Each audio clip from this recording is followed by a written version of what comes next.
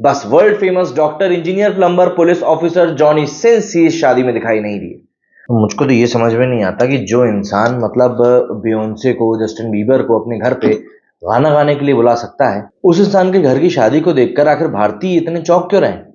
देखिए, अगर आप ये सोच रहे हैं कि चलो अंबानी के घर की शादी फाइनली खत्म हो चुकी है, तो मुझे ये बताते हुए बहुत खुशी हो रही है कि नहीं, ऐसा बिल्कुल भी नहीं है। अभी भी अनंत बाबू की शादी खत्म नहीं हुई है और इनकी शादी का रिसेप्शन अभी भी बाकी।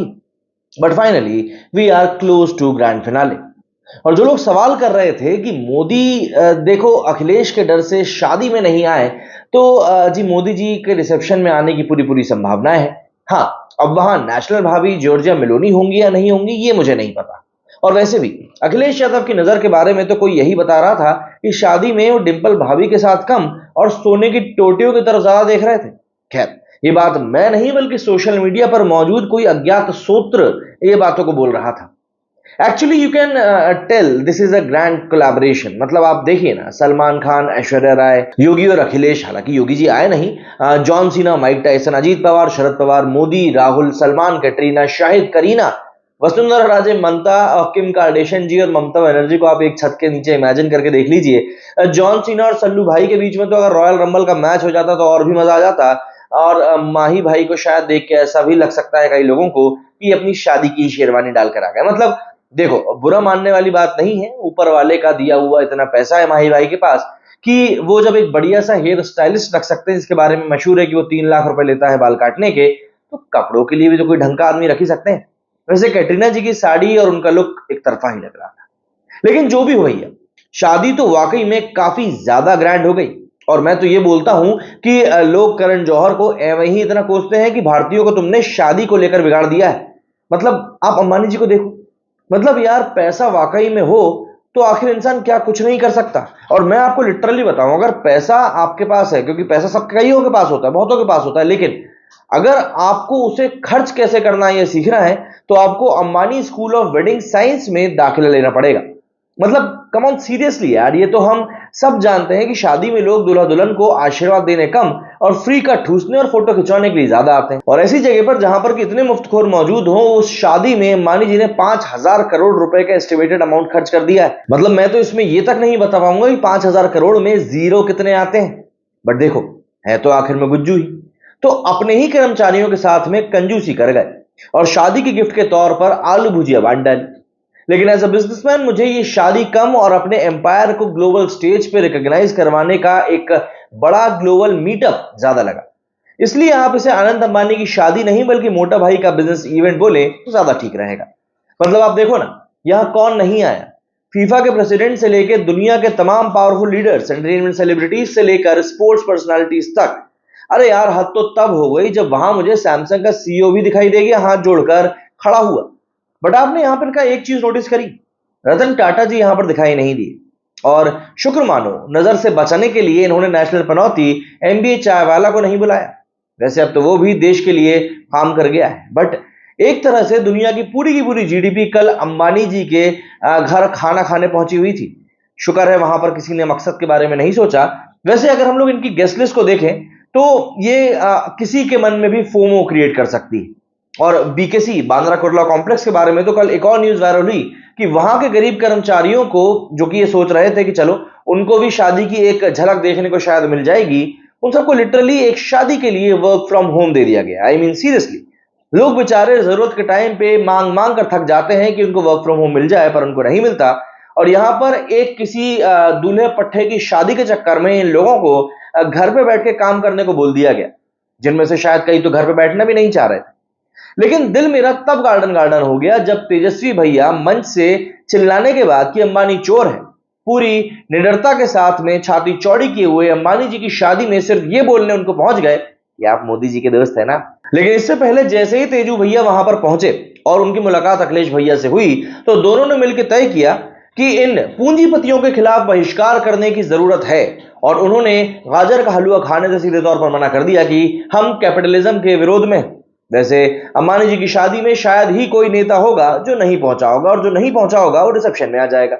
मतलब जब ईडी बुलाती है तब इन लोगों की तबीयत खराब हो जाती है, इनको चलते नहीं बनता, इनको समन नहीं मिल पाते।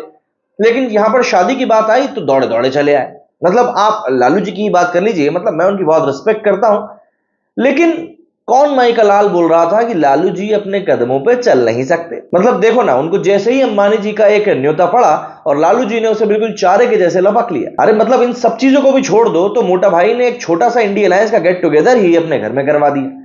मतलब कौन नेता नहीं था भाई यहां पर, शरद पवार से लेकर ममता बनर्जी से लेकर अखिलेश यादव से लेकर लालू जी तक बड़े बड़े नेता यहां पर मौजूद थे। एक तरह से आप इसे अंबानी जी का अपना खुद का G20 समिट भी कह सकते हैं। बस फर्क यह है कि यहां पर पॉलिटिकल लीडर्स के अलावा ग्लोबल बिजनेस लीडर्स के साथ में सेलिब्रिटीज भी पहुंचे हुए थे। कई लोग तो इसको इल्यूमिनाटी के गेट टुगेदर भी कह रहे थे। लेकिन सच्ची बोलूं, अगर इस पार्टी में किम जोंग उन भी आ जाता ना पुतिन के साथ में हाथ पकड़ के, तो यार मतलब इस पूरे मजे का जो मजा है ना वो दुगना नहीं बल्कि चौगुना हो जाता। एक पॉइंट के लिए तो मुझे लगा कि शायद ट्रम्प भी आ जाएंगे, बट वो अभी वो स्टॉर्म में फंसे हुए हैं ना, शायद इसीलिए वो यहां पर दिखाई नहीं दी। खैर, अंबानी जी की शादी में लेकिन पॉलिटिक्स का नकाब भी उतर ही गया, जहां समझ आया कि अंबानी जी सिर्फ मोदी के नहीं बल्कि यहां पर सबके दोस्त हैं। और राहुल बाबा ने यहां पर बिल्कुल सटीक डिसीजन लिया कि वो इस शादी में नहीं आए, वरना जो एकमात्र हथियार आज की तारीख में वो अंबानी अडानी चिल्लाते हुए चलाते रहते हैं वो बुरी तरीके से फेल हो जाता। एंड इन सब के बीच में हम उस आदमी को तो भूल ही गए जो देश को बचाने के लिए आपके और मेरे लिए जेल में बैठा है, श्री अरविंद केजरीवाल जी। मतलब उनसे ज्यादा फोमो किसे ही हो रहा होगा। मतलब है ही वो ऐसे ना, उनको हर जगह सुर्खियों में रहना पसंद होता है। खैर, कोई बात नहीं, अगर वो बाहर भी होते तो इस शादी में एक लंबी सी शर्ट, पतला सा ट्राउजर और अपनी ऑफिस की चप्पल ही पहनकर पहुंचते तो ठीक है। उस बंदे के बारे में वैसे भी फिलहाल कोई बात नहीं कर रहा है, बट मैं तो देख रहा था कि बस अब कहीं योगी जी और दिख जाए तो मजा आ जाए। मतलब अखिलेश भैया के साथ में एक फोटो खिंच जाती तो एक अलग ही तस्वीर पैदा हो जाती। वैसे जितने नेता और एमपी अंबानी जी के घर दिखे उनको देखकर ऐसा लग रहा था कि अंबानी जी अगर कल को देश के पीएम भी बन जाए ना तो हमें चौंकने की जरूरत नहीं है।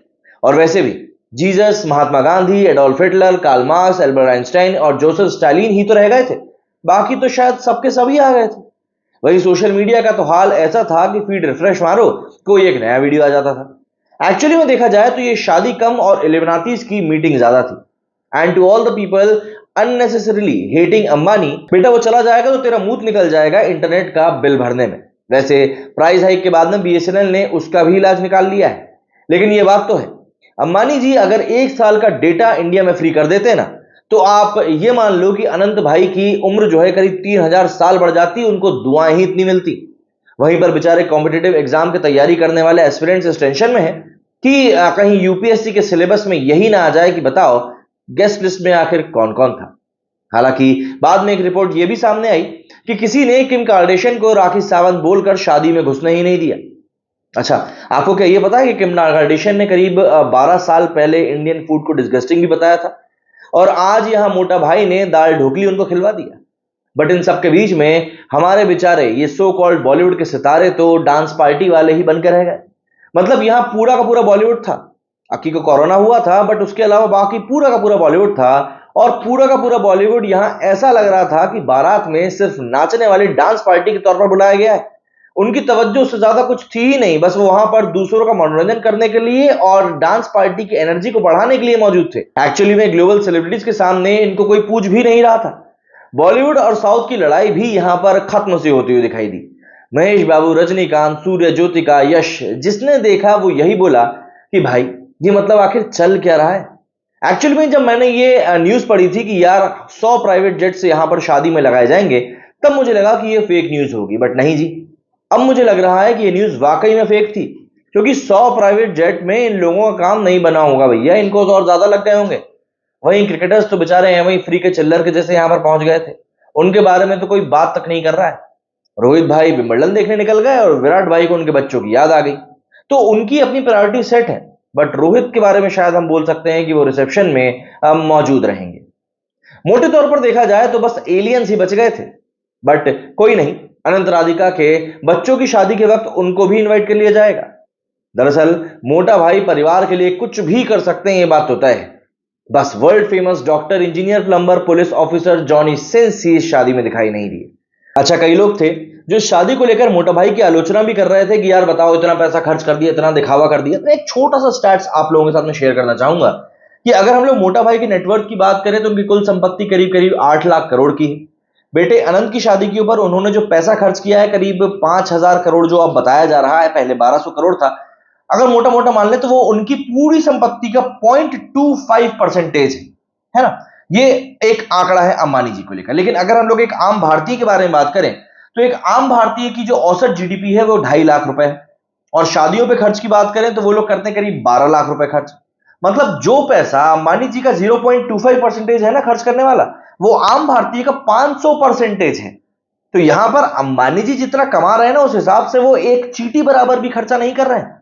और जो खर्चा वो कर रहे हैं, यकीन मानिए उस खर्चे को वो 2-4-5 दिन में वसूल भी लेंगे। वैसे रिचार्ज का डेट बढ़ाकर तो पहले ही वसूल लिया था, बट जो एक आम भारतीय पैसा खर्च करता है उसका क्या। दरअसल सोच में गलती हमारी ही है। हम दूसरे की खुशियों को देखकर अक्सर जलते कुड़ते ही रहते हैं। यहां पर अंबानी जी किसी को नीचा नहीं दिखा रहे हैं, बल्कि दुनिया के सामने भारत की ताकत दिखा रहे हैं कि सॉफ्ट पावर की जब बात होगी तो आपको शादी अटेंड करने के लिए भारत भी बुलाया जा सकता है, और आप बिना नानुकुर किए शादी में खाना खाते हुए मिलेंगे। क्या कहना चाहेंगे आप लोग इस पूरे शादी के कांड के बारे में? कमेंट करके जरूर बताइएगा। मेरे इस वीडियो फिलहाल इतना ही। जय हिंद, जय भारत।